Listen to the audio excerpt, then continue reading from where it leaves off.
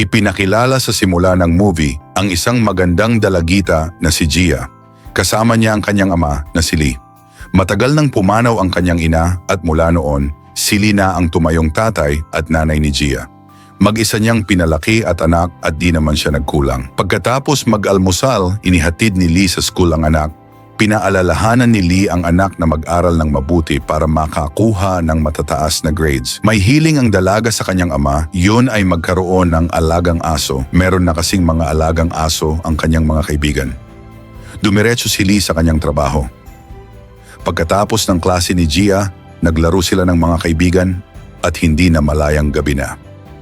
Sobrang busy si Lee sa trabaho, isa siyang construction worker. Habang nagtatrabaho, nagpadala siya ng mensahe sa anak at sinabing umuwi agad dahil mukhang uuulan ng malakas.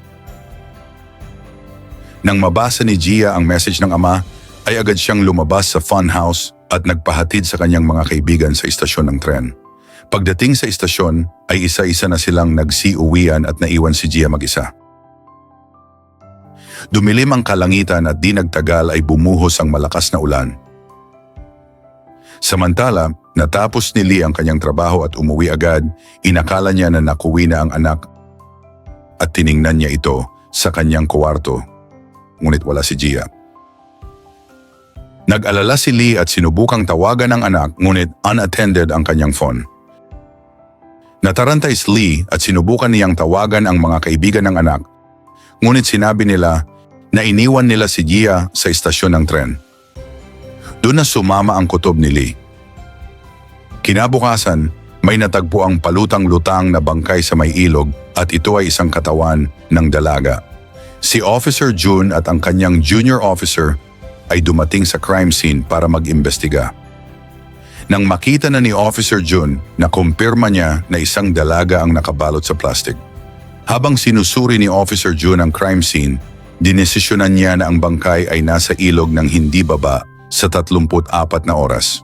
Inutusan niya ang kanyang team na alamin kung may missing person report at umaasang may makukuhang impormasyon tungkol sa dalaga. Pagkaraan ng ilang oras, ipinatawag ni Officer John si Lee sa ospital.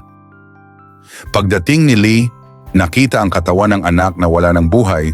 Doon bumuhos ang malakas na luha at di napigilang yakapin ang anak habang umiiyak. Tinanong ni June si Lee kung may boyfriend ba si Gia, umaasang makakakuha ng lead sa investigasyon at iniling lang ni Lee ang kanyang ulo. Naguguluhan si Lee at hindi maintindihan kung ba't nangyari ito sa kanyang anak. Matapos suriin ang katawan ni Gia, ginawa ang postmortem kung saan lumalabas sa forensic report ang isang nakakagimbal na findings. Lumalabas na 2 tao ang sangkot sa malagim na sinapit ni Gia. Napansin ni Officer June na nanlulumong si Lee at nagpa siyang huwag na lang ibahagi kay Lee ang mga detalye. Sinisisi kasi ni Lee ang kanyang sarili na kung sinundo na lang niya ang anak ay maaring buhay pa ito hanggang ngayon. Kinabukasan, si June at ang kanyang buddy ay bumalik sa lugar kung saan natagpuan ang bangkay ni Gia. Sa tingin kasi ni June, nagmamadaling itinapon ng mga salarin ang dalaga at umasang wala nang makakakita ngunit hindi lumubog ang katawan ni Gia taliwas sa plano ng mga salarin. Nag-aalala si junior officer dahil baka walang criminal record ang mga salarin at kung ganon, mahihirapan sila sa paghahanap. Sinimulan nila ang investigasyon sa istasyon ng tren. Pinanood nila ang CCTV footage at nakita nila si Gia na nakatayo sa gilid. Doon ay napansin nila ang isang puting van at yun ang pinagtuunan nila ng pansin. Nakaparada ang van malapit sa dalaga. Pinaghinalaan nila ang van at tiningnang mabuti ang footage. Nakuha nilang makita ang mukha ng driver nang i-zoom in nila ang footage. Sa sumunod na araw, pinuntahan ng mga opisyal ang kinaroroonan ng van malapit sa bahay nila Leo. Habang nag-iimbestiga, nakita nila ang cellphone ni Gia sa loob ngunit mabilis itong naibulsa ni Leo. Napansin nila ito kung kaya't lalo silang naghinala kay Leo. Tinanong ng mga opisyal ang tatay ni Leo tungkol sa van dahil siya nagmamay-ari nito at minsan siya ang nagmamaneho at inalam nila lahat. Nataranta si Leo dahil sa mga pulis at agad itong pumasok sa kanilang bahay at nagkulong sa kanyang kwarto. Nag-flashback sa kanya ang gabing mag-isang naglalakad si Gia. Si Leo kasama ang mga kaibigan na si Wang at Yu ay nakasakay sa van at nang makita nila si Gia, dala ng matinding tukso ay lumabas silang tatlo sa van at nilapitan ang dalaga. Sa kadiliman ng panahon ay sinunggaban nila si Gia sa likuran at nang mawalan ng malay, ang dalaga ay isinakay nila ito sa van. Dinala nila si Gia sa bahay nila, kung saan pinahiga nila sa kama ang dalaga.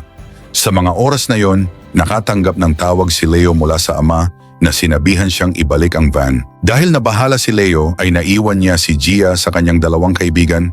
Nag-aatubiling sinabi kay Wang at Yo na uuwi na siya. Nagmatigas ang dalawa at pinaalalahanan si Leo na damay siya dahil siya ang nagmamaneho sa van. Kapag may mangyaring masama sa dalaga ay damay siya. Samantala, lalong nahuhulog sa depresyon si Lee. Matapos mawala ang anak ay nakita niya ang kanyang sarili na nakasakay sa tren.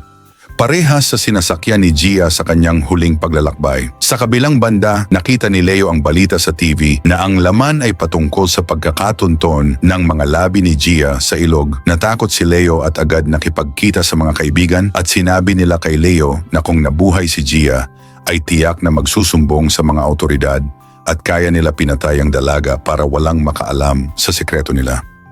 Hindi na kaya ni Leo ang kanyang konsensya at naisipang kumilos mag-isa. Kinuha niya ang cellphone ni Gia at dinala sa ilog kung saan natagpuan ang dalaga at nagpadala ng message kay Lee gamit ang phone ni Gia. Isiniwalat ni Leo ang katotohanan kung saan sinabi niya na pinatay ni Wang at Yu si Gia. Inilahad rin niya kay Lee ang address ni Wang. Umaasa si Leo na mabubura ang mga nangyari at pagkakasangkot nito sa krimen bago itapon ang phone sa ilog. Sinubukang tawagan ni Lee si Wang ngunit hindi nakasagot. Kaya't pinuntahan na lang niya ang address para makipag-usap. Nakita niyang nakalock ang pinto, naalala niya na may binanggit si Leo na susi at ginamit niya ito para makapasok. Naghanap si Lee ng ebidensya sa loob ng bahay at determinado siyang may makikitang bakas ni Gia. Biglang dumating si Wang na may kausap sa cellphone, kaya mabilis na nagtago si Lee. Habang naghahalughog ay nakita niya ang bag ni Gia at nagdulot ulit sa kanya ng lungkot. Nakita rin niya na may gamit na computer si Wang at nakaramdam siya ng matinding galit. Naisip rin niya na baka ni-record ni Wang ang kanilang ginawa kay Gia. Nakaupo si Wang at pinapanood ang video na ni-record niya sa gabing yon at tila walang nangyari, hindi siya nababahala sapagkat menor de edad pa siya at hindi pwedeng ikulong. Sa sobrang galit ay sinunggaban ni Lee si Wang at nagkaroon ng matinding away ang dalawa. Kinuha ni Lee ang baseball bat at hinampas niya si Wang na agad ikinamatay ng binata. Pagkatapos, kumuha si Lee ng larawan ni Wang na kasama si Yu. Hindi pa kasi tapos ang laban, kinuha rin niya ang cellphone ni Wang bago nagpalit ng damit para makaiwas sa anumang paghihinala paglabas ng bahay. Nag-text siya kay Yu gamit ang phone ni Wang. Nagpanggap si Lee na siya si Wang at sinabi kay Yu na may ihahatid siyang sasakyan sa labas ng bayan at baka pwedeng magkita muna sila sa bahay ni Wang mamaya. Sa pangunguna ni Officer Jun ay dumating ang mga pulis sa pinangyarihan ng krimen at doon natuklasan nila ang malalaswang video na nirecord ni Wang. Natuklasan nila na hindi lang pala si Gia ang nabiktima ng binata at meron pang dalawang di kilalang babae. Ang ebidensyang ito ang bumuhay sa nakatiwangwang na kaso. Sinubukan tawagan ni Officer Jun si Lee ngunit hindi ito sumasagot. Samantala, nakahanap ang mga investigador ng mga damit na may dugo sa bahay ni Lee. Naghinala ang mga otoridad na may kinalaman siya sa pagpatay kay Wang. At dahil doon, tungkulin ng team nila Officer Jun ang paghahanap at paghuli kay Lee at pinlano rin nila ang pag-aresto kay Yu dahil sigurado silang kasangkot ito sa krimen. Dahil dito, ipinatawag ng mga pulis ang mga magulang ni Yu sa police station para sa kanilang mga katanungan. Mayaman at maimpluwensya ang pamilya ni Yu at nang ipaliwanag ni Jun ang akusasyon sa kanilang anak, ay agad nilang ipinagtanggol si Yu at sinabing menor de edad ang kanilang anak kaya't hindi siya pwedeng ikulong. Nadismaya si Jun sa mga kasagutan at naging pahayag ng mga magulang ni Yu dahil alam niya na sangkot si Yu sa nakakakilabot na mga krimen. Determinado si Jun na bigyan ng hustisya ang mga biktima. Pumunta si Lee sa isang liblib na lugar kung saan may isang paupahang bahay kasi na madalas niyang puntahan noon. Tahimik at malayo sa mga tao. Gamit ang USB ni Wang, nadiskubre ni Lee ang isang video kung saan may ginawang di kanais-nais na bagay si Wang sa isang batang babae sa isang talyer.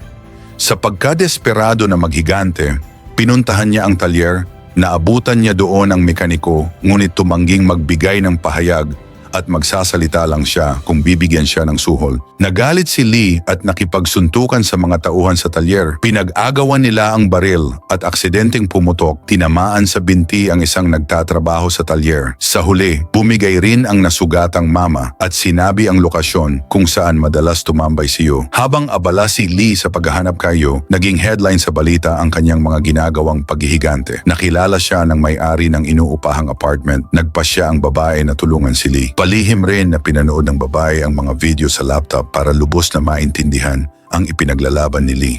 Sa kabilang banda, nakita ni Officer Jun ang isa sa mga video sa USB na nagpapakita ng isang malinaw na kuha kay Yu na may ginagawang malaswa sa isang babae sa isang hotel at dito na nagpalabas ng arrest order para kay Yu.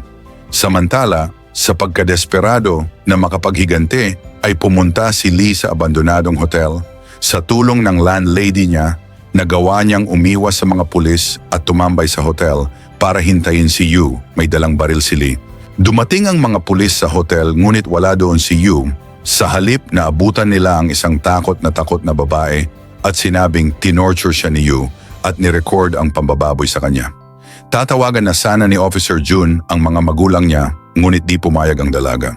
Ikakalat daw ni Yu ang malaswang video niya online pag nagsumbong ang dalaga. Tumawag si Yu at pinasagot ng mga pulis ang dalaga, ngunit sa sobrang takot ay sinabi niya kay Yu na pinapalibutan siya ng mga autoridad.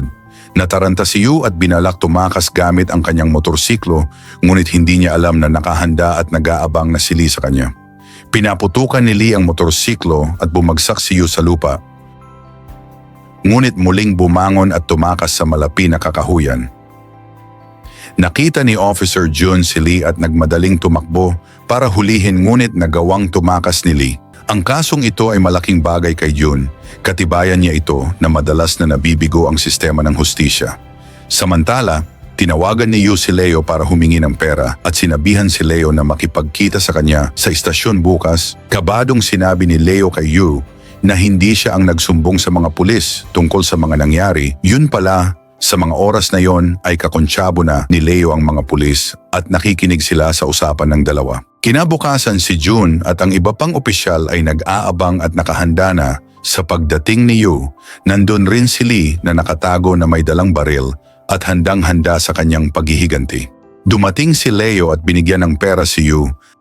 Agad kumilos ang mga pulis para arestuhin si Yu, ngunit nakatakbo ito palayo. Habang tumatakbo si Yu ay sinalubong at naabutan siya ni Lee at hinampas niya si Yu gamit ang kanyang baril. Nagmakaawa si Yu kay Lee at sinabing nagsisisi na siya sa ginawa nila kay Gia. Walang epekto ang pagmamakaawa ni Yu dahil wala nang awa si Lee na patayin ang pumatay sa kanyang anak. Sinigawan ni Officer Jun si Lee na ibaba ang baril, ngunit dahil sa sobrang galit ay binaril niya sa mata si Yu. Pinaputukan rin ng isang officer si Lee at tinamaan sa may dibdib na ikinamatay niya. Pagkalipas ng isang taon ay makikitang dinalaw ni Jun at ng kanyang body ang libingan ni Lee para parangalan. Samga oras na yon ay iniisip ni Jun ang mga hamon ng pagiging isang ama at magulang. Madaling magkaanak ngunit ang palakihin sila ng maayos ay napakahirap. Ang nakakaawang kwento ni Lee ay nagre-replika sa sakit ng mararamdaman pag nawala ang mahal natin sa buhay at ang problema sa sistema para makamtan ang tunay na hustisya. Only in the Philippines TV po ito, naglilingkod sa mga Pilipino saan man sa mundo. Maraming salamat sa panonood. Ingat!